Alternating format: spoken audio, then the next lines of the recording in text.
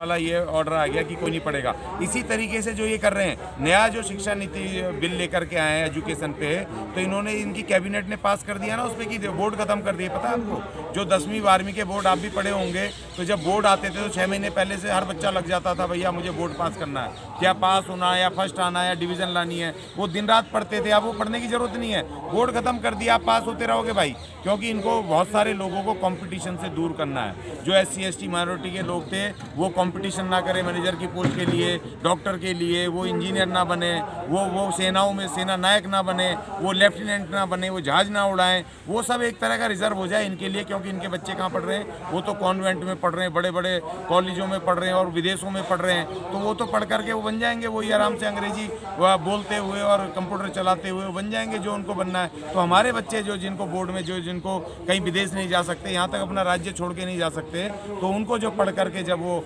Engineering गणित पढ़ते थे, जब साइंस पढ़ते थे, जब वो विज्ञान पढ़ते थे, तो कंपटीशन में आते थे। और जो रिजर्वेशन था इन्होंने प्राइवेट सेक्टर करके सब निजी करके उसको ख़त्म कर रहे हैं ताबड़तोड़। तो किसी की भागीदारी ये देना नहीं चाहते। और ये मेजोरिटी लोगों को जो मनुवाद में था, जैसे ब्राह्मण क्षत्रिय और वैश्यों को छोड़ करके जो 85% जो मान्यवर काशीराम जी ने कहा, जो शूद्र और दूसरे माइनॉरिटीज़ और जो अछूत वो सब मिला करके जो 85%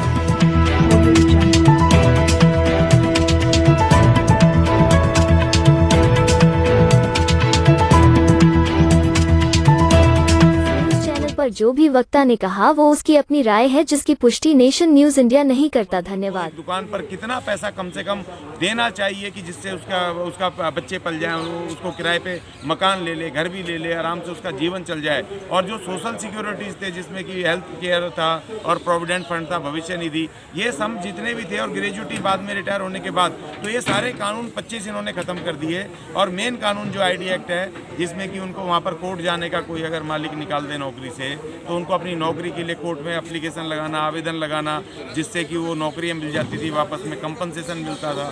तो वो सब कानून ख़त्म करके इन्होंने 4 कोड बना दिए और उसको ये लागू करना चाहते हैं। ये जनवरी से लागू करना चाहते हैं। तो उसके लिए 4 ट्रेड यूनियन हड़ताल भी कर चुके हैं और उसके लिए आगे तैयारी चल रही है। मगर ये इसीलिए कि यहाँ पर कोरोना का भी लिया हो, कभी ये चाइना और हिंदुस्तान की फौज की लड़ाई करवा दो, कभी ये आप उसको करके ये भगवे का विरोध कर दो, किसी पिक्चर का विरोध कर दो, जिससे कि लोगों का माइंड दूसरी तरफ डाइवर्ट हो जाए और ये चुपचाप पक्ष और विपक्ष के जो मनुवादी लोग हैं ये मिला करके अपने बिलों को उनको पास कर लें जो मनुवाद को शक्ति। सरकार की क्या मंशा है? जनता विरोधी बिल जो ला रही है ये सरकार, क्या मंशा है, क्या चाहती है? एक विचारधारा को थोपने की मंशा, एक विचारधारा के लोग हैं, जो मनुवाद है उसको थोपने की इनकी साजिश है। जिससे कि देखो, जैसे अभी अफगानिस्तान में क्या हुआ, अफगानिस्तान में वहाँ की जो तालिबानी सरकार है उसने एकदम से सारी महिलाओं के, लड़कियों के पढ़ने पर प्रतिबंध लगा दिया। कल आपने देखा होगा पूरा उनका वहाँ का ये डिक्टेटर किस तरीके से करें, जो कि विपक्ष के सांसद उससे बाहर रहें। देखो ये जो एग्ज़ाम है ना, ये एग्ज़ाम विपक्ष के सांसदों का भी है, जो बाहर खड़े होकर के मुस्लिमों को, दलितों को गुमराह करते हैं कि जी हम आपकी पार्टी हैं, फलाना है, आपके साथ हैं। तो वहाँ पर जब ये सवाल होगा, क्योंकि सब एक हैं, ये सब आपस में एक हैं आप, क्योंकि जो बहुजन मूवमेंट की जो पार्टी थी, राजनीतिक दल BSP, आज वो उसका जो संख्या बल है वहाँ पर कम है, क्योंकि वो वहाँ पर लड़ती थी, वहाँ अल्पसंख्यकों के लिए, दलितों के लिए, OBC के लिए वहाँ पर सवाल उठाती थी। खुद बहन जी जब सांसद रहती थी तो मैदान में जब इस तरह के सांसद आते थे, सेशन आते थे, उनकी स्पीच देख लीजिए, वो खुल करके बात उठाती थी। तो आज जो नेतृत्व है तमाम वो मनुवादी और ब्राह्मणवादी पार्टियों के, उन्हीं तीनों पार्टियों का वहाँ पर वजूद है।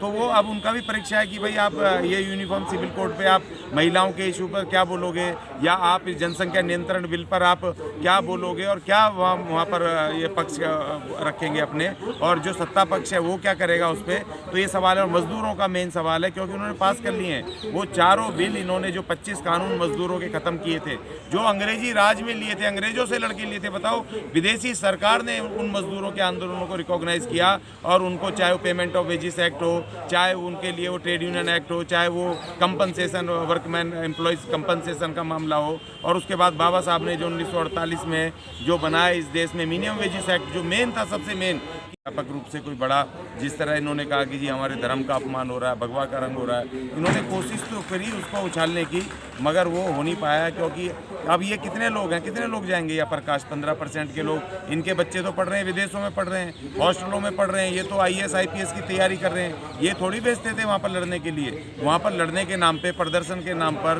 धरनों के नाम पर वो हमारे लोग होते थे SC ST के।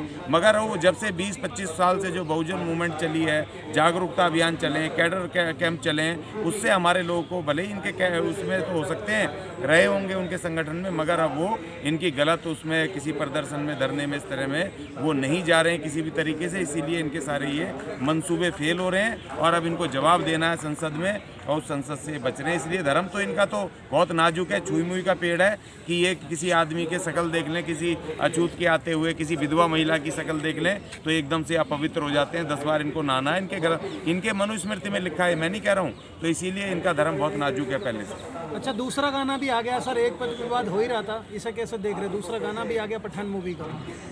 अच्छा देखो, मैंने उस पर देखा नहीं, उस पर कमेंट करने का कोई मतलब नहीं है, अभी मैंने उसमें कुछ देखा नहीं है। अच्छा, आप जो चार कानून की बात करते हैं, लेबर कोड है या जो यूनिफॉर्म सिविल कोड है, तो आपको लगता है कोरोना के बहाने जो है उसको पास कर लिया जाता है कि विरोधी ना हो? ये तैयारी है? हाँ बिल्कुल, देखिए ये तो इनकी साजिश है, ये मौका देख रहे हैं, लड़े आपस में, सैनिक लड़े, उसके ऊपर स्पष्टीकरण सरकार देने से बच रही है, उस पर ठीक से जवाब नहीं दे रही है।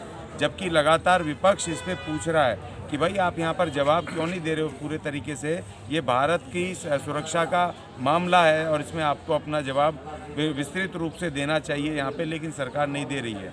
अब ये कल कोरोना का भी एक आ गया कि वहाँ पे चाइना में कोरोना का बहुत बड़ा वो चल रहा है, और गुजरात में उसका जो नया वेरिएंट आया है उसका एक वो भी मिला है, नया एक मरीज मिला है।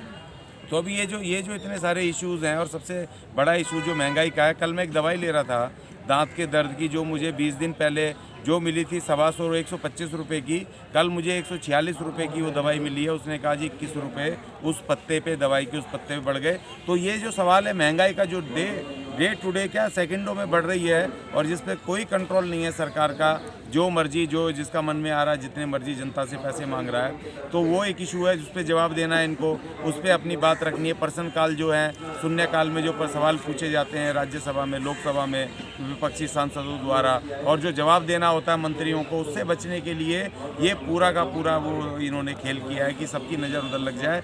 लेकिन जैसे कि आपको पता है कि जो बहुजन मूवमेंट चले पिछले बहुत वर्षों से, और उससे जो SC ST के लोग जो अभी हिंदूवादियों के इनके षड्यंत्र में फंस नहीं रहे हैं, तो इसीलिए आपको दिखाई नहीं दे रहा है कहीं पे इस देश का मेहनत कश आवाम उसको ये पूरे एजुकेशन से ख़त्म करके, उनको फाइनेंशियली उनको कमज़ोर करके, सामाजिक रूप से उनको कमज़ोर करके, ये अपने चंद लोग 15% लोग राज करना चाहते हैं। तो आपको लग रहा है कि एजुकेशन को जो है वो बहुजन से दूर करने के लिए एक तरीके से साजिश रची जा रही है? ये सिर्फ बहुजन ही नहीं, ये जो इस देश के मेहनत कश आवाम है ना, जिसमें ये अपर कास्ट भी हैं। एक बात याद रखो कि जिस समय आपने सुदामा और कृष्ण की कहानी सुनी है ना, तो जो सुदामा ब्राह्मण है वो उन ब्राह्मणों में से है कि जो गरीब छोड़ दिया था, और जो बहुत सारे ब्राह्मण थे जो राज्यों के राजाओं के कुल पुरोहित होते थे, जो बिल्कुल राजाओं के होते माल खाते थे, उसमें भी आर्थिक रूप से छुआछूत है, और ब्राह्मणों में भी अपना भयंकर रूप से उसमें भी ऊंचे बड़े का जातियों का भेद है। तो ऐसा नहीं है, देखो ये समझना पड़ेगा। इन्होंने जो 10% EWS दिया है,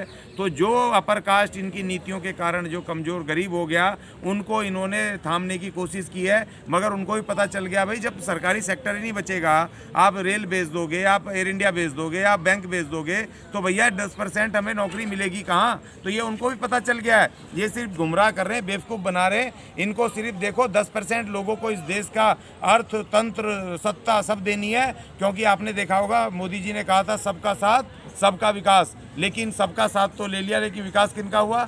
4 पूंजीपतियों का, जो दुनिया के टॉप मालदार सूची में आ गए। ये पता है ना आपको, नाम लेने की जरूरत नहीं है। तो इसीलिए इन्होंने क्या करा, टाटा को जो उससे इस देश की भारत सरकार ने जो एयर इंडिया बनाया था, इंडियन एयरलाइंस को जो सरकार में लाए थे वो टाटा एयरलाइंस थी पहले, तो उससे छीन करके जब इसको बनाया, देश के तमाम लोगों को उसको बेनिफिट हुआ, उसमें हर धर्म के, हर जाति के, हर क्षेत्र के लोग जब नौकरियों पे आए, उनकी आर्थिक स्थिति बढ़ी। तो अब इन्होंने आकर के, इनको बुरा लगा, इन्होंने आते ही यहाँ पर सबसे पहला काम क्या किया कि टाटा एयरलाइंस उसके अपने उसके जो बेटे को पोते को सौंप दी टाटा को, लो पकड़ो भाई अपनी एयरलाइंस। तो ये सब बेच रहे हैं। तो इसको उन तमाम लोगों को 90, मैं तो कह रहा हूँ 85 से बढ़ गए 90, जो जनरल जो वीकर सेक्शंस हो गए हैं आर्थिक रूप से, उनको भी आकर के जुट के काम करना चाहिए, क्योंकि ये सबके विरुद्ध है। और 10% लोगों के हाथ में इस देश की धन संपत्ति, सत्ता, संसाधन सब उनको दे देंगे और बाकी सब इनके गुलाम, इनके नौकर रहेंगे। Press the bell icon on the YouTube app and never miss another update.